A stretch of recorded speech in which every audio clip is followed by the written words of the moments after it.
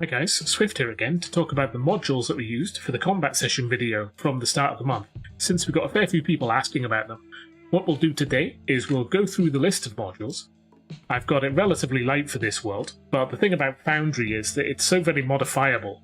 So if you can think of a feature or a tool that might be useful to you, then I'd expect someone out there has already made it and gotten it working. Before I start, I should also mention that of all of these modules, the only one that actually required any setup was MIDI QOL, and that was about 5 clicks. The rest of these, however, were just plug and play, which honestly was quite a relief. I'm not one to shy away from endless fiddling if you need to do it, but it's very nice just to be able to install things and have them work out of the box. So I'll go over what we need for MIDI QOL once we get down to it. So to start with, we've got 3D Canvas and its companion modules, the Map Making Pack and the Token Collection. 3D Canvas is the one that adds the 3D layer, which you can either use in a 2D scene like this one, just by clicking on the Toggle 3D Mode button over here. And what that does is just allows you to use any existing map in 3D, but with 3D minis, for example. And it all works just fine. Site works fine, the walls and etc. all already work from 3D Canvas. Or of course you can use a scene that was made for 3D Canvas, like the Throneroom scene. And this is the scene that we actually used to do the combat in. I've been messing around with it a bit since then, thrown a bunch of tokens down, but those aren't related to the scene here. So 3D Canvas is a whole fully featured module with a massive suite of features and tools. Far too many to go over here. But you can get it by either subscribing to the Ripper93 or Baileywiki on Patreon. And I can see 3D Canvas, and then that comes with the Map Making Pack and the Token Collection.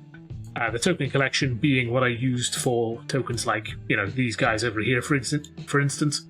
And the Map Making Pack just containing a bunch of different assets. I don't think there are any in this scene in particular, but there's all sorts of things like, various types of trees, rocks, furnitures, walls, all that sort of thing. There's also the 3D Portraits module, which is also made by the Ripper93 but is separate from 3D Canvas. This allows you to assign a 3D portrait to a token, but I've been using it because it adds Hero Forge integration into 3D Canvas. Like, I've been using the token compendium for NPCs like these guys over here, but for players and so on, we've been using custom minis from Hero Forge, just imported into 3D Canvas. Also on the 3D side, of course, there is the Baileywiki 3D module, which adds a whole library of assets. Like, everything in this map here is from the Baileywiki 3D module in terms of the map itself. So like the floors, walls, furniture, tapestries, the pews, all that sort of thing. That's from Baileywiki 3D. The other Baileywiki modules, likewise, I use because they're basically a massive library of assets that I can use. So there's things like tiles, scenes, prefabs, all that sort of thing. So basically I can create anything I need using all the assets in the Baileywiki modules. For instance, the 2D map from the start of the session is from Baileywiki. So aside from those, going roughly alphabetically, the Argon Combat HUD is the one we got a lot of questions about. This is the one that allows you to have this slick HUD at the bottom. Like if I select someone here and then toggle the HUD. And what this does is it gives you a really neatly organized menu of buttons to do all of the things that that character can do, along with things like tooltips to tell you what they can do. Very useful for a DM. And it's also, I find, really useful for spellcasters because it gives you this nice UI with just all your spells laid out, so that you don't necessarily have to constantly have your sheet open or keep referring back to it to remember what you've got prepared, for instance. Speaking of spells, that ties in pretty neatly to the next module, Automated Animations. And this one's the one that's going to be triggering the fancy effects when we do something like, say, firing a scorching ray at some targets. Like if I just select 3 of these guys, untick that. We can see here we get the fancy effects at the caster target here, and then we've got beams of fire at the targets, that sort of thing. That's all automated animations. Or automated animations is the one that triggers that, because what it does is it listens for tokens using certain abilities and then plays an animation depending on what it hears. We've also augmented that with D&D 5e animations. That adds in all of the 5e spells and abilities and that sort of thing. And then those modules have an integration into 3D Canvas so that they have the 2D versions of all the spells and then also 3D versions as well. So they'll work just fine with 3D Canvas. The next one we're going to look at is the Carousel Combat Tracker, which is another one that we got a lot of questions about. This one's pretty simple. we'll just add these guys into combat here, and then we've got the carousel appearing at the top. So this is the module that adds these rotating portraits up here. If I roll everybody's initiative and then just start the encounter, then what this does is it'll show you whose turn it is, gives you things like tooltips when you hover your mouse over them, and then, you know, as it goes on to the next turn, it'll show you whose turn it is, who's next, who's just been, that sort of thing. And obviously the more people you add, the wider this can get. But you can configure it to be different sizes and all that sort of thing. Very useful mod. I find that having a horizontal combat tracker along the top of the screen is a better use of space than the traditional kind of vertical one at the side of the screen. Compendium Folders is the next one. I believe this is actually in base Foundry now. This is the one that gives you folders in the Compendiums tab. Very useful, but I think it might be part of core now, so it might not be necessary. But if you're using an older version, then, you know, that's what that's for. D&D 5e animations, as we've already mentioned that. DDB Importer is another one that saves a lot of work. If you've got a player who's got a character on D&D Beyond, what you can do is just click this button on a PC sheet and then paste in the URL of the character in there. And then what that'll do is it'll just load everything in with all of the abilities, the name, hit points, saves, all that sort of thing, and just fill it out automatically for you, which is very handy. Next on the list is DFreds Convenient Effects. This is a less obvious one, but this is the one that was doing things like automatically taking conditions into account, or things like, you might have noticed during the battle, a skeleton automatically took disadvantage while firing at Targo at point blank range. That was DFreds Convenient Effects that did that. So that adds a whole load of effects that just kind of automatically take things into account, so you've got a bit less overhead to deal with as DM. That's one of those must-have mods, I find. Dice So Nice is one that a lot of people are already familiar with. That's the one that gives these 3D dice whenever you make a roll across the screen. And you can customize these and you can add effects. Like you might have noticed whenever Targo rolled a nat 20, there was a special effect on the dice, that sort of thing. So that's a really highly customizable module, one I quite like. And then there's also the dice tray just below it, which adds this series of buttons down here just for rolling dice. Not always necessary, but it's always nice to have just, you know, a button for rolling a quick dice, like need to roll a d12, there you go. So, dynamic effects using active effects, or DAE. This one's a required module for MIDI QOL, or quality of life, and that's the one that does things like automatically check if a roll is hit, or automatically apply damage. Basically, a bunch of quality of life automations. Speaking of, since we've mentioned MIDI QOL, what I'll do is I'll show you how I got that set up. For this, it was in the game settings, in configure settings. If you go down to MIDI QOL, and in the workflow settings, over in quick settings, this will let you configure the whole mod just with one button press. What I did is I just clicked full automation, as full button presses as possible. But of course, you can, you know, tweak exactly how much automation you would like here. I know sometimes you might prefer if your players can roll damage, or maybe you want to be able to roll damage, or be able to fudge things, that sort of thing. All very highly customizable, but overall, more automation in a lot of cases with rolling dice is just very handy. Back onto the list, GB2A is a dependency for the 5e automated animations. That is a library of animated effects. It's mostly for the 2D side, though it's also a requirement for the 3D stuff, so we just have to have that installed.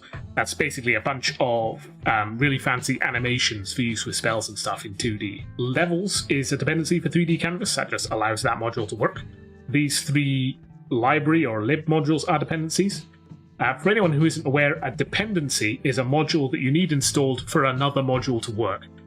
Generally, Foundry will automatically tell you if a module needs any dependencies, and then it will also be able to just automatically install and enable those for you. So you don't really need to be too concerned about them, but a lot of these modules are just there so that other modules work fine. Next up is Mass Edit, which is a fantastic module, one of those must-have modules, I think. That allows you to select a bunch of things and then edit them all at once. Like if I select these three, let me just end this combat over here. Yeah. I select these guys here, and then press Shift-E. I can then edit them all at once. Like say I want them all to have a light now, as bright as a torch. I can do that, and then just hit Apply Changes. And now all three of these are emitting lights, which, you know, you might want to do if you're in a dark scene and, whatever. You can also press Shift F to open up a search for things like, say, tokens. Like if you want to find, say, all tokens with the name skeleton, say, you could, type in skeleton in there, hit search and then edit all tokens named skeleton on the map at the same time. Very useful if you've got a lot of monsters and you need to make a change to all of them, for instance. Or if you've got a lot of tiles and you need to make a change to a bunch of them, for instance. It's basically very useful for any DM, I think. Whenever you've been in a situation where you need to make a change to a bunch of things at once, then, that'll save you a lot of time. MIDI QOL we already mentioned. Select tool everywhere is one of those why isn't this in base Foundry modules. That adds a select tool to every menu. Like on the left here, if you're in lighting mode and you want to be able to select lights without having to, worry about accidentally creating lights out of nowhere, you click on the select tool, and then even if you click and drag, you won't actually create any new lights. So you don't have to worry if you just miss the light you're trying to select. You just get access to it right there. Very useful mod. Sequencer is a dependency for automated animations. Settings Extender is a dependency for modules that add UI elements. Socket lib's a dependency for everything. The Ripper 93's module hub is a hub for the Ripper 93's modules. Basically, it'll keep them nice and organized and do things like tell you if they need updating and all that sort of thing. If you use multiple of his modules, which you probably do, if you use modules a lot because his content is great, then, that's a nice one to have, I think. Token Attacher is very useful as well. We use that a lot in Baileywiki for making prefabs. Basically, what this allows you to do is to stick stuff to modules, like, say, tiles or lights. We use it for instance, if I bring out the prefabs here, and then I put down, this torch prefab. That'll spawn in this here. And what the torch prefab actually is it's a token called torch metal standing with a tile attached to it that is the torch you can see, and a light attached to it, which is the thing that's emitting the flame. So I can just drag this token wherever I need them to be, and it'll keep them all aligned, and then whenever I'm ready to finalize it, I can just go in, delete the attachments, and then delete the token, and I'll be left with the torch. That's what I did for all of these torches over here, for instance. Basically, a lot of stuff. So Token Attacher is great for making maps, or making prefabs, and generally saving you a lot of time. And then there's Wall Height, which is a dependency for a whole bunch of modules like 3D Canvas that allows you to set the height of walls, basically. And that is all, really. That's all the modules I used for the combat session you might have saw at the start of the month. The big three I saw people asking about were, of course, 3D Canvas, the Argon Combat HUD, and then also the Carousel Combat Tracker. So hopefully that has been informative to those of you who are asking about that. And also, I hope this has generally been informative to give you an idea of some of the modules that are out there at the moment. Like I said, I consider this a fairly light module kind of loadout. There are many hundreds of modules out there for any sort of purpose you could possibly imagine, and for any sort of system as well. So if there's any sort of feature that you think would be good if Foundry had, then there's almost certainly a module out there that will fill in that feature. I think this is probably the biggest reason why Foundry kind of wipes the floor with every other VTT out there, is because of just how modifiable it is and how kind of community driven all this is. But that's just modules in general. So hopefully that has answered some questions for you. Anyway, if there's any more questions or comments about this video or any of the stuff we've got on our channel here, then please let us know, either with comments down below or in the Discord. Until then though, I'll see you all next time.